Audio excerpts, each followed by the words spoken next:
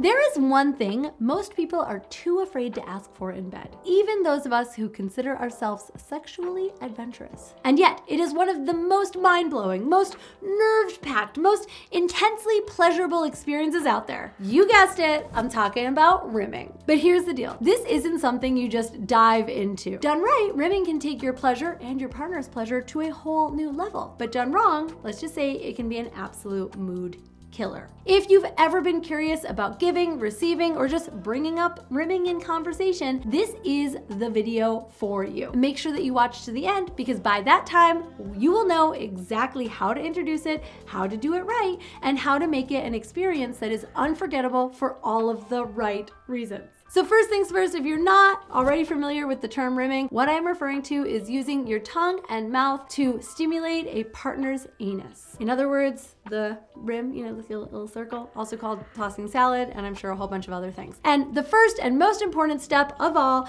is how to bring this up in a way that gets a yes. The first step to rimming happens well before a face gets anywhere near to an anus. Before anybody's mouths can get to rimming, they both need to get to talking. Look, the truth of it is that rimming is not for everyone, and that's okay. Not everyone is gonna wanna put their lips on your butthole or have your lips on theirs. All right, fine. I won't yuck anybody's yum, but I won't yum anybody's yuck. A healthy sexual relationship is built on trust, openness, and a willingness to please. Although that doesn't mean that your partner is always gonna get off on the same things that you are, it should definitely mean that you both co-create a space where there's no fear of judgment. And look, I know a lot of men are nervous to ask their partners to rim them or to allow them to be rimmed. And if you're one of those guys, I just want to remind you of something. Your partner wants to please you as much as you want to please her. It may not always look that way, but for the most part, if she is a good lover to you, she wants you to experience pleasure. She's not there to judge you, and even if it isn't her thing, she probably still wants to know what you're into. Now, if your partner isn't great to you in bed, that's a different story, so we're gonna talk as if she is. Also,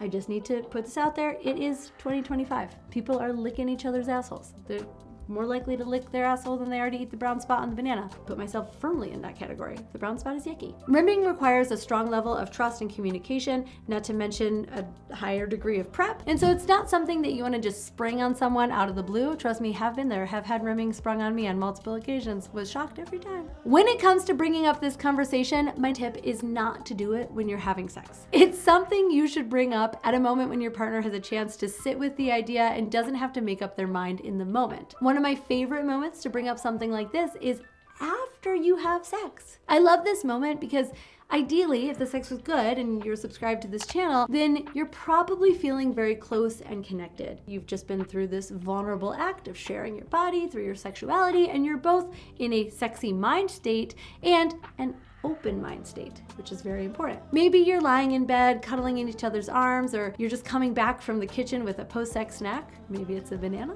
It's a great moment to bring in, do you know what I was thinking about back there? Or, you know what I really wanted to do with you just now? Or, do you know what I think I'd really enjoy next time? Let your partner in on this fantasy in an open-ended way and just see how they respond. Talk openly about why you'd find it so hot, in other words, what it would give to you and what it would give to them, why she might want to enjoy it too, and then make space for feedback. Just make sure that no one feels pressured. It's just about sharing what's on your mind, not about getting to a specific goal. And it's a great way to have the conversation because it simply puts it on the table. If you both agree that it's something that you want to try, then you can confidently bring it up again when you are in bed next and you actually want to go for it. Which brings me to something very, very, very, very, very important, which is preparation. The biggest and most obvious, I think, is hygiene. Now, look, if you are into the natural musk that accumulates down there, I love you so much. You're my kind of lover, and I'm not here to yuck your yum. But especially when introducing rimming into your bedroom repertoire, it is important to start with a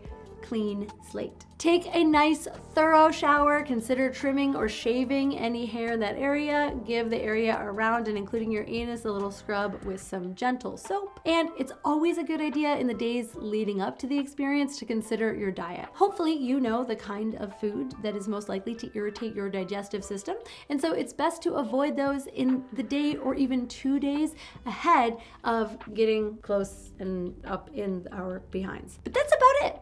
None of that preparation is rocket science, but it can really make or break the overall experience. So once you've had the conversation and are physically prepared, it's time to get into the nuts and bolts of the rim job, which brings me to what I like to call how to rim like a pro. Let's start with giving a rimming. This is one sex technique that all people can enjoy because we've all got buttholes, and I call that democratic. Rimming is a very intimate and vulnerable act for both, and it is definitely one you want to work your way up to. The key is to allow your partner to relax into the experience, and in order to do this, it's best to work your way to the anus slowly. Work rimming into the flow of foreplay organically. Maybe start by giving head and then slowly work your way towards the anus. A gradual buildup increases arousal and anticipation, and it makes the experience way hotter. So once you are down there, start with light pressure and work up towards what feels best, gauging your partner's reactions as you increase intensity. Start by teasing the area with light kisses before bringing your tongue in. Also, pro tip, if you blow a little air, before you make any contact, you'll be able to get an air blow back at your nose, and you'll be able to smell before tasting what that area smells and tastes like. Once you've made contact, try stillness. Try slowly running circles around the edge of their anus just with the tip of your tongue. Try flicking your tongue back and forth, up and down. Maybe even try some suction, some gentle suction with all of your lips around the whole area, and then move to applying more pressure as you move the flat part of your tongue across the anus for a broader sensation. Rimming is always made more pleasurable with a combination of sensations. So don't forget to also use your hand. You can stimulate your partner's genitals, you can stroke them on the inside of their legs or thighs or even their low back. And if you're rimming a woman, run your fingers along her vulva, stimulate her clit, or even slip a finger into her while you're down there. Just make sure you're not using the same hands. You got one anus hand and one vulva hand, and never the two shall cross. If you are rimming a man, try stroking the shaft of his penis or gently cupping and playing with his balls as you rim him. Because lots of people feel very vulnerable receiving this sex act, it is also a great idea to throw in some verbal support and affirmation to make sure they're comfortable. A simple, "Oh, this is so hot," or "I love doing this to you," can go such a long way into letting them fully relax and just enjoy the sensations. Now, notice that at no point so far have I said that you should insert your tongue into the anus. Sure, some people are into that, but it is not necessary for a good rim job. Also, penetrating the anus creates a way higher risk for E. coli exposure. It's true that there's usually very little to worry about on the outside, especially if your partner has just come out of the shower and given themselves a soap scrub on the outside of their body. But if you plan on switching between rimming and other forms of oral play, the best way to reduce the risk of bacterial transfer is to rinse your mouth thoroughly with an antiseptic mouthwash. If mouthwash isn't available, rinsing with water or even saline can help remove some of the bacteria, but it won't completely eliminate the risk. Also, avoid brushing immediately after rimming, as it can introduce bacteria into the bloodstream. Like, when you floss or brush hard, you get a little bit of blood. That's because there's little abrasions in your gums, and you shouldn't put E. coli in there. At the end of the day, rimming, just like any great sexual experience, is all about preparation, communication, making sure both partners feel comfortable and excited. And if you're ever in doubt, just ask your partner what feels best. Their words and their body language will both communicate to you the best feedback there is. Next, I want to give you my advice for receiving rimming like a pro, because even though it might seem like straightforward, it's not. There's a lot to receiving a rimming, especially if you have these big glute muscles that you worked really, really hard for in endless Pilates sessions, like me. There's other things to keep in mind. But first, if you're into rimming or even just curious about exploring the intense pleasure potential of anal play, let me be straight with you. Rimming is just the beginning. What if I told you that you could take things so much further and give your partner mind-melting, toe-curling, body-shaking experience in a way that y'all have never experienced before? The perfect complement to rimming is anal massage. Most people think that anal play is about penetration, and they are wrong. What truly makes anal play pleasurable, what separates the meh from the holy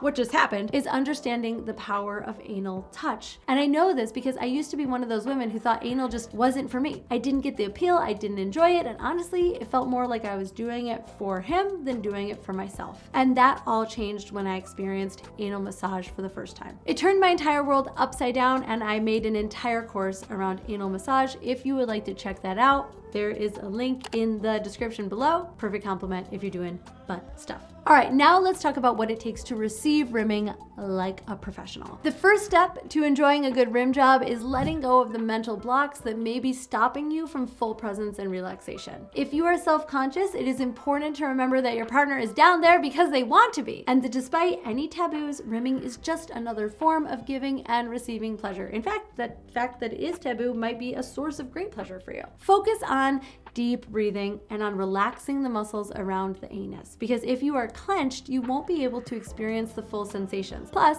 depending on, like I said, the size of your peach, your partner may struggle to get their tongue all the way to the rim. Find a comfortable position where you feel confident and relaxed and you're able to rest while also giving your partner full rim access. Laying on your back with your legs spread and your pelvis lifted up, maybe with a cushion underneath you or a wedge from, say, Liberator, is a great place to start. Or lie on your side with your top leg bent and your knee resting on the bed for stability. You can also lie over the edge of a bed or a couch. And of course, if you're feeling very confident, doggy style gives your partner the most options for access. If you want to get the most out of this experience, don't be afraid to give feedback and verbal encouragement. Guide your partner. Give them feedback on technique and pressure and speed and direction. And don't be afraid to take matters into your own hands and play with yourself for added pleasure. And make sure also to tell them that they did a great job and what you liked afterward. For those of you who are open to it, rimming can be incredibly hot and super pleasurable, and it also demands a level of trust and vulnerability that can bring you a lot closer to your partner. So whether you're giving or receiving, there is lots of fun to be had exploring this intimate part of each other's bodies. I would love to hear from you in the comments.